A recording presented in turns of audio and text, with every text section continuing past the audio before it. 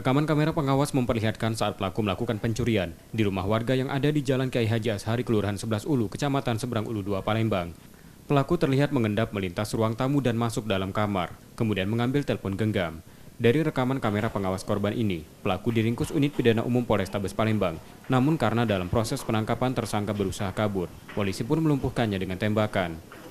Bersama tersangka, polisi menyita satu senjata tajam yang digunakan untuk merusak kunci pintu rumah korban. Terus dia masuk rumah ke rumah, terekam di CCTV di tengah-tengah rumah itu, mengambil HP dan korban yang sedang tertidur. Jadi korban ini memang ibunya pergi ke pasar, tinggal dia anaknya sehingga sedang tidur. Tersangka ini masuk, terekam di CCTV dalam berhasil kita amankan.